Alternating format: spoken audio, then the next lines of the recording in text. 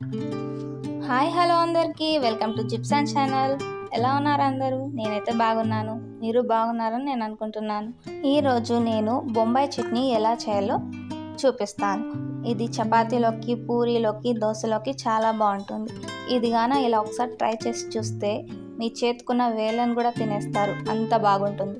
ఒకసారి మీరు ట్రై చేసి ఎలా ఉందో కమెంట్ బాక్స్లో చెప్పండి. మీరు ఇంతవరకు ఈ ఛానల్ని సబ్స్క్రైబ్ చేసుకోకపోతే త్వరగా వెళ్ళి సబ్స్క్రైబ్ చేసుకోండి. అలాగే ఈ వీడియోని ఫుల్గా చూడండి. బొంబాయి చట్నీకి కావాల్సిన పదార్థాలు ఏంటో ఒకసారి చూద్దాం. క్యారెట్, బీన్స్, ఇవి మీకు వీలైతే వేసుకోండి. పచ్చిమిర్చి, ఉల్లిపాయ, టమాటా, ఇవి కంపల్సరీగా ఉండాలి. తర్వాత ఒక కడాయిలో ఆయిల్ వేసుకొని ఆవాలు, జీలకర్ర, శనగగింజలు, ఆనియన్స్ అవన్నీ బ్రౌన్గా వచ్చాక కొద్దిగా కరివేపాకు, కొన్ని పచ్చిమిర్చి, అలాగే టమాటాని యాడ్ చేసుకోండి.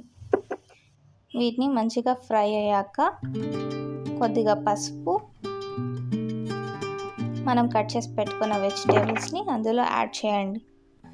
ఆ వెజిటేబుల్స్ ఫ్రై అయ్యేలోగా ఒక బౌల్లో శనగపిండిని తీసుకొని బాల్స్ లాగా ఏం రాకుండా మెత్తగా వాటిని మిక్స్ చేయండి. తర్వాత ఆ వెజిటేబుల్స్ ఫ్రై అయ్యాక అందులో సాల్ట్ వేసి మనం ఇందాక మిక్స్ చేసుకున్న శనగపిండి వాటర్ని ఆ కడాయిలో వేసుకోండి. అలాగే దాంతోపాటు కొద్దిగా వాటర్ని అనేది యాడ్ చేయండి. మీరు బొంబాయి చట్నీ ఫాస్ట్గా అయిపోవాలి అనుకుంటే వెజిటేబుల్స్ని యాడ్ చేయాలనుకునే వాళ్ళు ముందుగానే కుక్కర్లో పెట్టి బాయిల్ చేసుకున్న తర్వాత కడాయిలోకి అయితే యాడ్ చేసుకోవచ్చు. ఇది కూడా బెస్ట్ వేనే. మీకు ఏది ఈజీగా ఉంటే అది ట్రై చేయండి. అలాగే లాస్ట్లో ఈ బొంబాయి చట్నీ ఉడికేటప్పుడు కొద్దిగా కొత్తిమీర వేసుకొని గార్నిష్ చేసుకోండి.